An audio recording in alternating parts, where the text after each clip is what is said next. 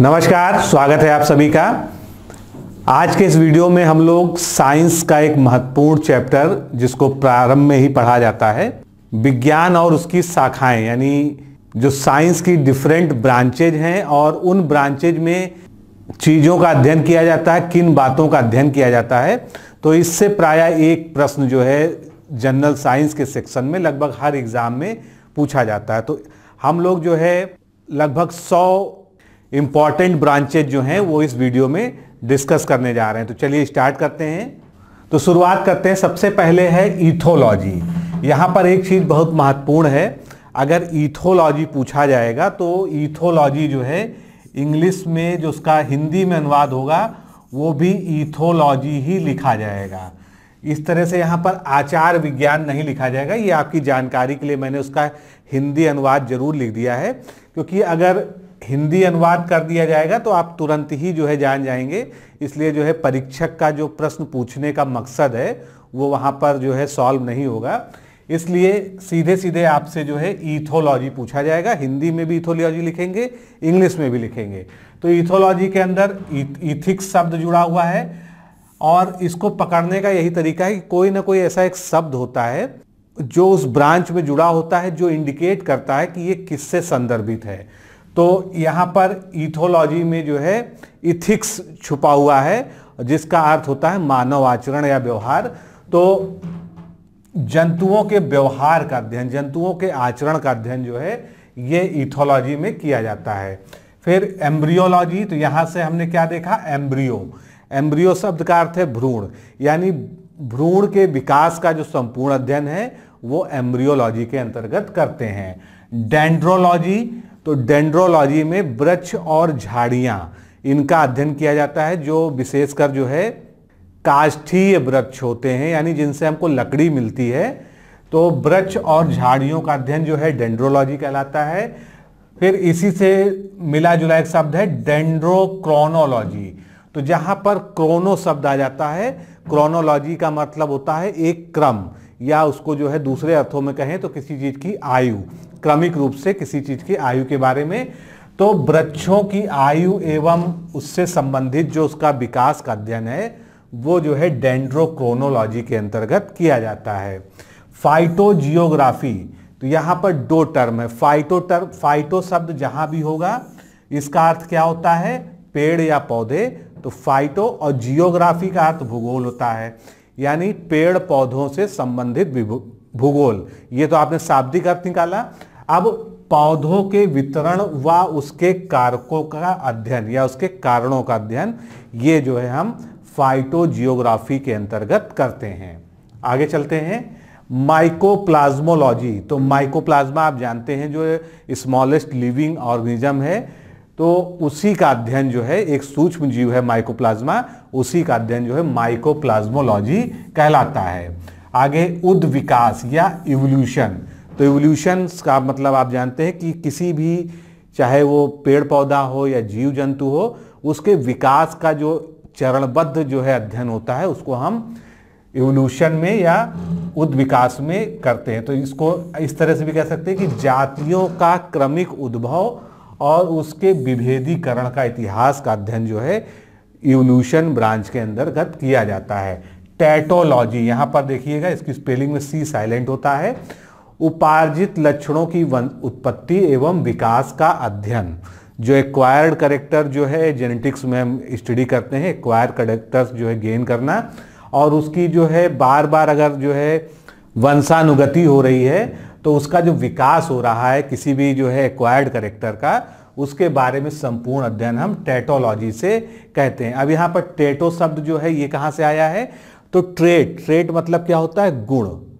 तो ट्रेट जो गुण होता है उसी को यहाँ पर जो है टैटोलॉजी में जो है जोड़ा गया है। जीवाश्मिकी, इंग्लिश में जो है पैलिएंटोलॉजी यानी जीवाश्मों का अध्ययन, फॉसिल्स का अध्ययन जो कहलाता है वो जीवाश्मिकी या पैलिएंटोलॉजी कहलाता है। फिर एथनोबॉटनी, तो एथनो मतलब क्या होता है, आदिम, और बॉटनी मतलब जो है वनस्पति विज्ञान। तो आदिवासियों द्वारा पादपों के उपयोग यानी पौधों के उपयोग का अध्ययन, यानी जो हमारे पूर्वज थे, हमारे जो आदिवासी थे, उनके द्वारा जो है पेड़ पौधों को का प्रयोग किस तरह से किया जाता था, इस हिस्टोरिकल बैकग्राउंड में इसका अध्ययन जो है इथनोबॉटनी कहलाता है। आगे चलते हैं फॉरेस्ट्री। तो यहाँ से नाम से ही स्पष्ट है, फॉरेस्ट का अध्ययन यानी वनों का अध्ययन जो है फॉरेस्ट्री कहलाता है। इकोनॉमिक बॉटनी, दो शब्द हैं, इकोनॉमिक मतलब आर्थिक, बॉटनी मतलब वनस्पति। तो वनस्पतियों के जो आर्थिक उपयोग और उनकी जो आर्थिक विशेषताएं हैं उसका जो अध्ययन होता है, आर्थिक महत्व का अध्ययन पौधों के, वो जो है हम इकोनॉमिक बॉटनी के अंतर्गत करते हैं। निमेटोलॉजी, तो निमेटोड जो है एक प्रकार के जीव होते हैं। निमेटोड्स का पादपों के साथ यानी पौधों के साथ जो है जो अध्ययन होता है, वो उसके अंतर संबंधों का जो अध्ययन होता है उसे हम जो है निमेटोलॉजी के अंतर्गत करते हैं। पेलियो बॉटनी, तो आपने देखा होगा पेलियो शब्द जहां भी लगेगा ये जो है हमेशा फॉसिल के बारे में यानी जीवाश्म के बारे में बात करेगा। तो पेलियो बॉटनी यानी पादप जीवाश्मों का अध्ययन जो कहलाता है वो पेलियो बॉटनी कहलाता है। पौधों के जो फॉसिल्स होते हैं उसको अध्ययन को हम पेलियो बॉटनी के नाम से जानते हैं। फिर पैलिनोलॉजी, तो ये जो है पैलिनोलॉजी है। पैलिनोलॉजी पराग कणों का अध्ययन, ये पराग कणों का जो अध्ययन होता है ये यानी पॉलन ग्रेन्स का जो अध्ययन होता है ये पैलिनोलॉजी के अंतर्गत करते हैं। आगे देखते हैं पैथोलॉजी, बहुत कॉमन शब्द है दैनिक जीवन में। तो पैथोजेंस के बारे में अध्ययन यानी पादप रोगों के उपचार। अब यहाँ पर पादप के संदर्भ में अगर बात करेंगे और अगर जंतुओं के संदर्भ में बात करेंगे तो इसके सामने आगे लग जाएगा। पैथोलॉजी को अगर हम देखेंगे तो सीधे सीधे रोगों का उपचार का अध्ययन, ये पैथोलॉजी कहलाता है, जिसमें हम पैथोजेंस यानी रोग कारक जीव जंतुओं का अध्ययन करते हैं। लेकिन अब इसमें अगर हम प्लांट शब्द जोड़ देते हैं तो ये क्या हो जाएगा, प्लांट पैथोलॉजी यानी पौधों से संबंधित रोग विज्ञान। और इसको जो है अगर हम एनिमल शब्द जोड़ देते हैं यानी एनिमल पैथोलॉजी, तो जीव जंतुओं से संबंधित रोगों का उपचार व विज्ञान। तंत्रिका विज्ञान, जिसको हम न्यूरोलॉजी के नाम से जानते हैं, तो संपूर्ण तंत्रिका तंत्र यानी नर्वस सिस्टम का जो अध्ययन होता है वो इसके अंतर्गत किया जाता है। सैक्रोलॉजी, सार्कोलॉजी, पेशियों के लिए सॉर्क शब्द का यूज होता है। तो पेशियों का अध्ययन यानी हमारी मांसपेशियों का जो अध्ययन होता है वो सैक्रोलॉजी में किया जाता है। एंथोलॉजी, एंथो शब्द कहाँ से आया, एंथर से आया है। तो पुष्पों का अध्ययन, क्योंकि पौधों का ही, फूलों का ही एक भाग होता है एंथर जो मेल पार्ट होता है, तो पुष्पों का अध्ययन जो है एंथोलॉजी कहलाता है। एग्रेस्टोलॉजी यानी घास का, ग्रासेज का, विभिन्न प्रकार की जो है घास जो होती हैं उनका अध्ययन जो है बॉटनी के अंतर्गत एग्रेस्टोलॉजी के अंतर्गत करते हैं। फिर हम बात करते हैं हीमैटोलॉजी। तो हीम जो है क्या दर्शाता है, हीम वैसे तो जो है आयरन के लिए यूज होता है, लेकिन हीम जहां पर जुड़ता है ये जो है ब्लड के सेंस में यूज किया जाता है। तो रुधिर व रुधिर रोगों यानी ब्लड एंड ब्लड डिजीजेस का जो स्टडी है, अध्ययन है, वो हीमैटोलॉजी कहलाता है। ऑस्टियोलॉजी, तो ऑस्टियो शब्द हमेशा हड्डी के लिए प्रयोग होता है। तो कंकाल तंत्र का यानी पूरे जो है हमारे स्केलेटन सिस्टम का जो अध्ययन होता है वो ऑस्टियोलॉजी में कहते हैं। एंजियोलॉजी, एंजियो मतलब होती हैं वाहिकाएं यानी वेसल्स, अगर जो है कॉमन सेंस में देखें तो एंजियोलॉजी यानी पूरे परिसंचरण तंत्र का, रक्त परिसंचरण तंत्र, उसी में लिम्फ जो है आ जाएगा। तो परिसंचरण तंत्र का यानी हमारे सर्कुलेटरी सिस्टम का जो अध्ययन होता है वो हम एंजियोलॉजी के अंतर्गत करते हैं। फिर एरोबायोलॉजी, एरोबायोलॉजी यानी वायु में उड़ने वाले यानी हवा में उड़ने वाले जो जंतु हैं, जिसमें पक्षी भी आते हैं, विभिन्न प्रकार के माइक्रोब भी आते हैं, अन्य जो है जीव जंतु भी आते हैं, सभी का जो अध्ययन होता है वो एरोबायोलॉजी के अंतर्गत करते हैं। फिर लिम्नोलॉजी, लिम्नोलॉजी क्या होता है, आपने प्रायः पढ़ा होगा कहीं किताबों में कि झीलों का अध्ययन। तो झीलों का अध्ययन तो होता ही है, लेकिन अगर इसको हम ब्रॉड जो है सेंस में देखें तो जितने भी अंतर्देशीय जलीय पारिस्थितिकी प्रणालियां हैं, जिसमें जो है झील भी आ जाएंगी, तालाब भी आ जाएगा, और इस तरह की जितनी भी जो है इनलैंड वाटर बॉडीज हैं सभी आ जाएंगी, तो उनका जो कंबाइंड अध्ययन है ये लिम्नोलॉजी के अंतर्गत किया जाता है। लेकिन आपके पास अगर विकल्प ये है कि झील का अध्ययन या तालाब का अध्ययन, तो आप जो है झील का अध्ययन जो है उसमें करेक्ट होगा, क्योंकि झील के अध्ययन को भी जो है लिम्नोलॉजी ही कहते हैं। आगे एंजाइमोलॉजी, तो यहाँ पर नाम से ही स्पष्ट है एंजाइम्स का। एंजाइम्स को हम क्या कहते हैं? उत्प्रेरक कहते हैं। एंजाइम्स की जो स्टडी होती है वो एंजाइमोलॉजी के अंतर्गत होती है। प्रोटोजियोलॉजी, प्रोटोजूलॉजी मतलब प्रोटोजोआ, जो प्रोटोजोआ संघ है, फाइलम है जूलॉजी का, उसमें जिसमें अमीबा और पैरामीशियम आते हैं, तो उनका जो अध्ययन होता है, प्रोटोजोआ रोग कारक भी होते हैं, तो प्रोटोजोआंस का अध्ययन जो होता है प्रोटोजूलॉजी में होता है। फिर हेल्मिन्थोलॉजी, तो आपने जो है हेल्मिन्थ ग्रुप पढ़ा होगा, जो है फाइलम और क्लास जो है ये परजीवी इसमें क्रमी होते हैं। तो जितने भी परजीवी जो है जैसे टेप वर्म हुआ, इस तरह के जो हेल्मिन्थोलॉजी के अंतर्गत इनका अध्ययन करते हैं। टैक्सोनॉमी, अब टैक्सोनॉमी जो है एक ब्रॉड सेंस है, यहाँ पर जीवों का ही लिखना सही नहीं है, क्योंकि टैक्सोनॉमी जो है अगर उसके आगे प्लांट शब्द लगा होगा तो प्लांट टैक्सोनॉमी जब हम बोलेंगे तो पौधों के वर्गीकरण यानी क्लासिफिकेशन का जो अध्ययन होता है वो प्लांट टैक्सोलॉजी कहलाएगा। और अगर हम एनिमल टैक्सोलॉजी की बात करें तो जीव जंतुओं के वर्गीकरण का जो अध्ययन होता है, क्लासिफिकेशन, जो उनको अलग अलग क्लास, फाइलम, जेनरा में डालते हैं, उसका अध्ययन जो है टैक्सोनॉमी के अंतर्गत कहते हैं। फिर बैक्टीरियोलॉजी, तो यहाँ पर नाम से स्पष्ट है कि बैक्टीरिया यानी जीवाणुओं का अध्ययन जो है बैक्टीरियोलॉजी में कहते हैं। ब्रायोलॉजी, तो यहाँ से आप कैसे निष्कर्ष निकालेंगे? ब्रायो, ब्रायो क्या होता है? ब्रायो शॉर्ट फॉर्म है ब्रायोफाइट्स के लिए, जो पौधों का एक समूह है, तो ब्रायोफाइटा का अध्ययन या ब्रायोफाइट समूह का अध्ययन जो है ब्रायोलॉजी कहलाता है। केसिडियोलॉजी, ये पौधों में जो रोगजन्य गांठें हो जाती हैं, यानी पौधों में रोग फैलाने वाली गांठें, ट्यूमर्स और कैंसर, ये सभी जो पौधों से संबंधित होते हैं उनको हम केसिडियोलॉजी में उसका अध्ययन करते हैं।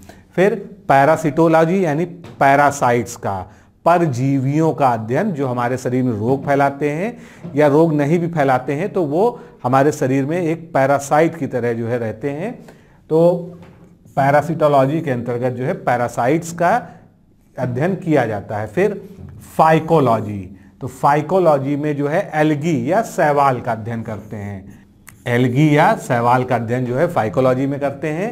फिर स्पेस बायोलॉजी, तो अंतरिक्ष तथा वायुमंडल में स्थित पौधों का अध्ययन, तो आप देखते होंगे कि अंतरिक्ष में पौधे तो नहीं पहुंचते, लेकिन जो यूनिसेलुलर जो है प्लांट्स हैं या उनके पॉलन ग्रेन्स हैं या उनके कोई भी जो है स्पिक्यूल वगैरह हैं, तो इस तरह के जो है जो पौधों के जो है पार्ट्स हैं, इन सब का जो स्पेस में जो है अध्ययन होता है वो स्पेस बायोलॉजी के अंतर्गत आता है।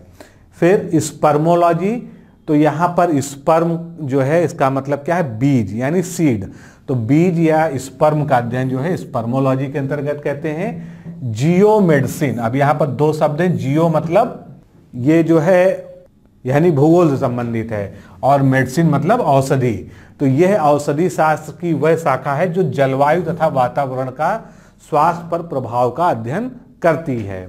हीलियोथेरेपी या हेलियोथेरेपी, तो हेलियो शब्द जो है ये सूर्य की किरणों के लिए और सूर्य के आभा मंडल के लिए यूज होता है, तो हेलियो जो है सूर्य के प्रभाव से चिकित्सा करने की प्रक्रिया को हम हेलियोथेरेपी कहते हैं। तो सूर्य चिकित्सा भी कहते हैं इसको, और सूर्य की किरणों से द्वारा जो है ये नेचुरोपैथ के अंतर्गत जो है एक शाखा है। फिर हाइड्रोपोनिक्स, इसमें जल में पौधों को उगाना, उनका कल्चर करना बिना मिट्टी के, ये जो है हाइड्रोपोनिक्स के अंतर्गत आता है। और यहां पर हाइड्रो का मतलब जहां भी हाइड्रो होता है उसका मतलब जो है जल होता है। आगे चलते हैं। टैक्सोनॉमी, तो टैक्सोनॉमी की हमने बात कर ही ली, जो है कि पौधों के सेंस में या जीव जंतुओं के सेंस में अगर उनके क्लासिफिकेशन का, उनके वर्गीकरण का अध्ययन किया जाता है तो वो टैक्सोनॉमी कहलाता है।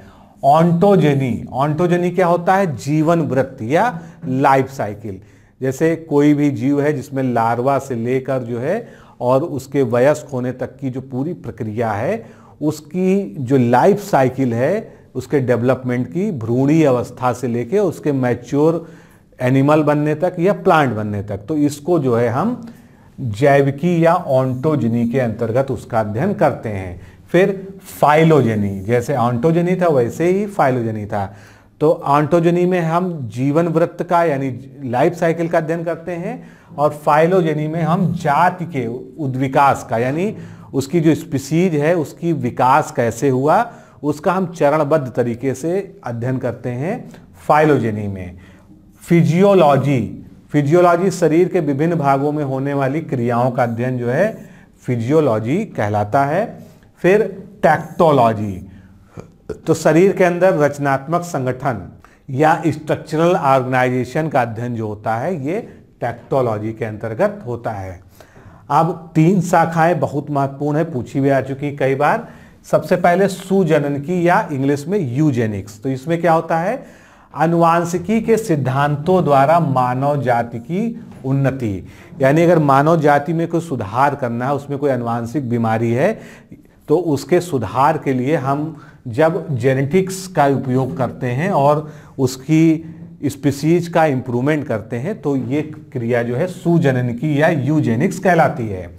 इसी तरह से यूथेनिक्स, तो यूथेनिक्स क्या है, पर्यावरण पारिस्थितिकी में सुधार करके मानव जाति की उन्नति करना, यानी पर्यावरणीय दशाओं में, जलवायु दशाओं में सुधार करके मानव की जो है जो विकास है उसको प्रभावित करना और उससे जो है पॉजिटिव रिजल्ट लेना, ये जो है यूथेनिक्स में आता है। अब इसी से मिलता जुलता शब्द है यूफेनिक्स, तो कोशिकाओं में जीन प्रोटीन श्रृंखला में परिवर्तन करना, यानी जेनेटिक लेवल पर जीन टेक्नोलॉजी का उपयोग करके जो है मानव प्रजातियों में उन्नति करना, उनका विकास करना, ये जो है यूफेनिक्स में आता है। फिर एंटेमोलॉजी, तो एंटेमोलॉजी जो है कीट पतंगों का अध्ययन जो है यानी इंसेक्ट्स का अध्ययन, कीट शास्त्र जिसको हिंदी में कहते हैं, तो इंसेक्ट्स का अध्ययन जो है एंटेमोलॉजी में किया जाता है। फिर इम्यूनोलॉजी, तो इम्यून का मतलब आप जानते हैं प्रतिरक्षा तंत्र हमारे शरीर का, तो प्राणियों के प्रतिरक्षा तंत्र यानी इम्यून सिस्टम का जो अध्ययन होता है ये प्रतिरक्षण विज्ञान या इम्यूनोलॉजी में किया जाता है।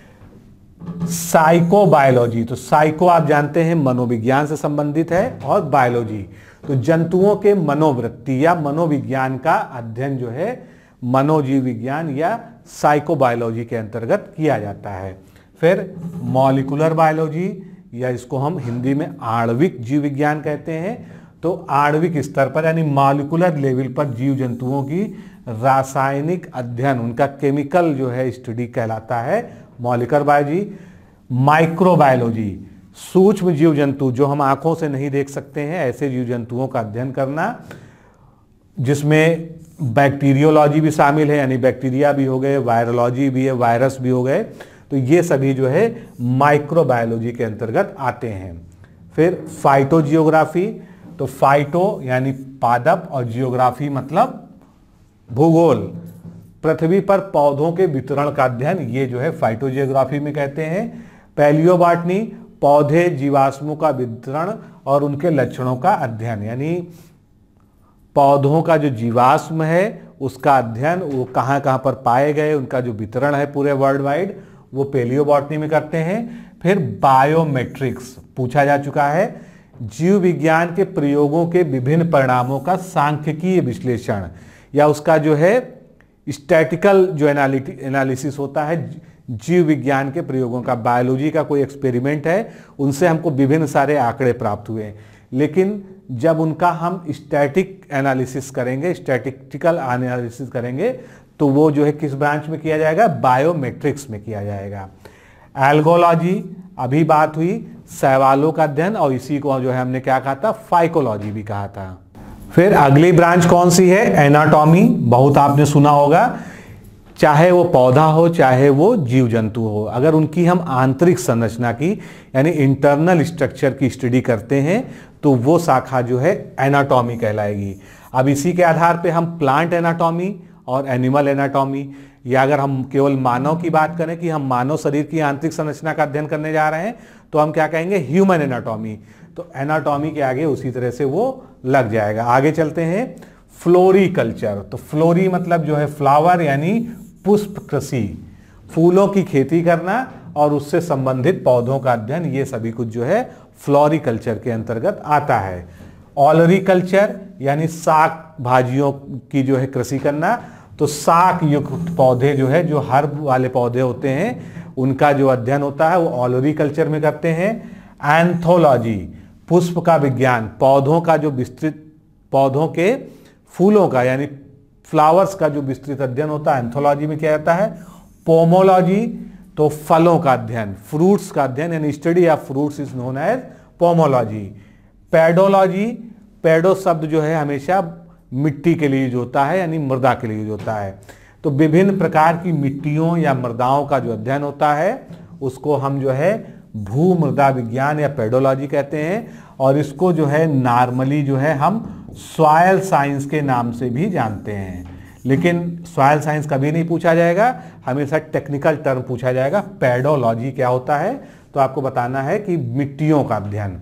फिर कृषि से संबंधित एग्रोनॉमी, एग्रोनॉम मतलब होता है कि फसल यानी फसली पौधों का अध्ययन, ऐसी पौधे जो फसलों के रूप में उगाए जाते हैं उनका अध्ययन, उनके भूमि कृषि संबंधी समस्त अध्ययन जो है एग्रोनॉमी में किया जाता है। इसको हम सस्य विज्ञान के नाम से जानते हैं। इकोलॉजी, ये मैंने पढ़ाया भी आपको, तो सजीव और निर्जीव वातावरण में जीव जंतुओं और पादपों के बीच जो विभिन्न अंतर संबंध होते हैं, इंटर रिलेशन होते हैं, इनका संपूर्ण अध्ययन जो है इकोलॉजी में किया जाता है। रेडियोबायोलॉजी या एक्टिनोबायोलॉजी, तो जीवों पर रेडिएशंस का प्रभाव, विभिन्न प्रकार के रेडिएशंस होते हैं जैसे यूवी रेज, इंफ्रारेड, इन रेडिएशंस का जो है जीव जंतुओं पर जो प्रभाव होता है उसको जो है हम रेडियोबायोलॉजी या एक्टिनोबायोलॉजी के अंतर्गत अध्ययन करते हैं।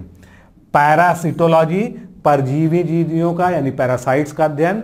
फिर पैथोलॉजी हम पहले भी कर चुके हैं, रोग, विभिन्न प्रकार की जो डिजीज होती हैं उनके लक्षण होते हैं, उनके कारण होते हैं, तो इन सब का जो है हम पैथोलॉजी में अध्ययन करते हैं। ट्रोफोलॉजी, तो जहां पर ट्रोफो शब्द यूज होता है इसका मतलब होता है पोषण, तो पोषण विज्ञान यानी nutrition science, science of nutrition. तो ट्रोफोलॉजी जो है पोषण विज्ञान है, यानी न्यूट्रिशन, न्यूट्रिएंट, उनसे संबंधित जो अध्ययन है वो सभी कुछ जो है ट्रोफोलॉजी में उसका अध्ययन करते हैं। जेनेटिक्स बहुत पॉपुलर है, जीवों के जो आनुवांशिक संरचना है उनकी जो अगली पीढ़ी में ट्रांसफर होता है, वंशानुगति होता है, ये सारा अध्ययन जो है जेनेटिक्स या आनुवांशिकी में करते हैं। प्राणी भूगोल, तो यह इसका क्या इंग्लिश में लिखेंगे, जू जियोग्राफी, जैसे फाइटोजियोग्राफी हमने देखा वैसे जू जियोग्राफी, तो पृथ्वी पर जंतुओं के वितरण का अध्ययन, यानी कौन से जियोग्राफिकल फैक्टर्स हैं जिसके कारण जो है पृथ्वी पर जो है जीव जंतुओं का जो है एक असमान वितरण पाया जाता है, ये सब पूरा अध्ययन जो है जू जियोग्राफी में करते हैं। क्रैनियोलॉजी, तो क्रैनियोलॉजी जो है इसमें होता है करोटी का अध्ययन, यानी जो हमारी स्केलेटन सिस्टम में जो है करोटी होती है, क्रैनियल नर्व वगैरह होती हैं, इनका सभी अध्ययन जो है क्रैनियोलॉजी में करते हैं। इक्थियोलॉजी, इक्थियोलॉजी यानी स्टडी ऑफ फिशेज, मछलियों का संपूर्ण अध्ययन जो है इक्थियोलॉजी में करते हैं।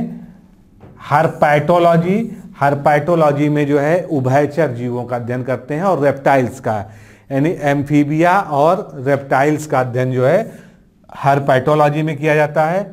ऑर्निथोलॉजी, इसमें जो है उड़ने वाले जीव जंतु यानी विशेषकर पक्षियों का अध्ययन जो है ऑर्निथोलॉजी में किया जाता है। मैमोलॉजी यानी मैमल्स का अध्ययन, स्तनधारियों का अध्ययन, तो मैमोलॉजी के अंतर्गत जो है स्तनधारियों का अध्ययन करते हैं।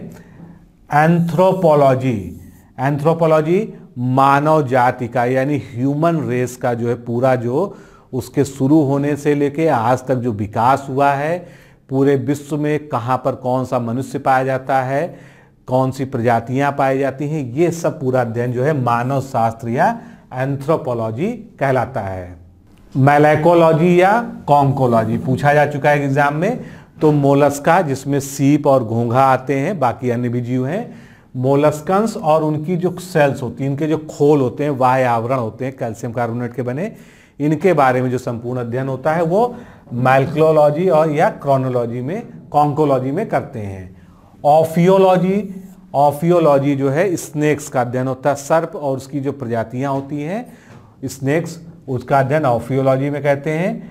बायोकेमिस्ट्री, तो यहाँ पर दो शब्द हैं, बायो मतलब जीव विज्ञान और केमिस्ट्री मतलब रसायन विज्ञान, यानी जीव शरीर की जो रासायनिक संगठन है, रासायनिक कार्यकी है, उसका पूरा अध्ययन जो है बायोकेमिस्ट्री में करते हैं। ओडोंटोलॉजी, तो ओडोंट शब्द जहां भी आए तो उसका मतलब क्या होता है, हमारे दांत या टीथ, तो दांतों का जो अध्ययन होता है वो ओडोंटोलॉजी कहलाता है। बायोफिजिक्स, तो यहां पर भी जो है बायो और फिजिक्स दो वर्ड को जोड़ा गया है, तो भौतिक सिद्धांतों के ढांचों में जैव क्रियाओं का अध्ययन जो है बायोफिजिक्स कहलाता है। हाइजीन बहुत ही कॉमन शब्द है, स्वास्थ्य की देखभाल करने वाला यह स्वास्थ्य का विज्ञान है, खासकर जो है साफ सफाई का। हाइड्रोपैथी, हाइड्रो जहां भी होता है मैंने बताया कि ये जल होता है और पैथी मतलब क्या होता है, चिकित्सा होती है, यानी जल से होने वाली चिकित्सा, इसको जो है हाइड्रोपैथी के नाम से जानते हैं। अब चिकित्सा हमेशा रोगों की ही होगी, तो इस विज्ञान के द्वारा पानी से रोगों की चिकित्सा होती है। सेरोलॉजी, जिसमें जो है हम अपने सीरम का अध्ययन करते हैं, यानी जो ब्लड में सीरम होता है उसका जो अध्ययन होता है, ये संपूर्ण अध्ययन सेरोलॉजी में कहते हैं। ऑर्गेनोलॉजी, ऑर्गन्स का अध्ययन यानी हमारे अंगों का अध्ययन।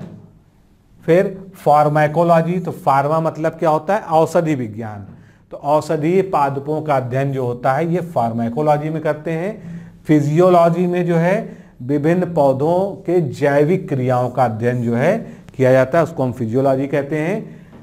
टेरिडोलॉजी, तो टेरिडोफाइटा, जिस तरह से ब्रायोफाइटा एक ग्रुप है जो है बॉटनी में, उसी तरह से टेरिडोफाइटा जो है एक समूह है पौधों का, तो टेरिडोफाइट्स का अध्ययन जो है टेरिडोलॉजी कहलाता है। लाइकेनोलॉजी, यहां पर लाइकेन शब्द जुड़ा हुआ है, यानी लाइकेन्स का अध्ययन जो है ये एल्गी और फंजाई का जो कॉम्बिनेशन होता है वो लाइकेन होता है, आप जानते ही हैं, तो लाइकेन्स का अध्ययन जो है लाइकेनोलॉजी में करते हैं। फिर माइक्रोबायोलॉजी, सूक्ष्म जीवों का अध्ययन, माइक्रोब्स का अध्ययन इसके अंतर्गत किया जाता है।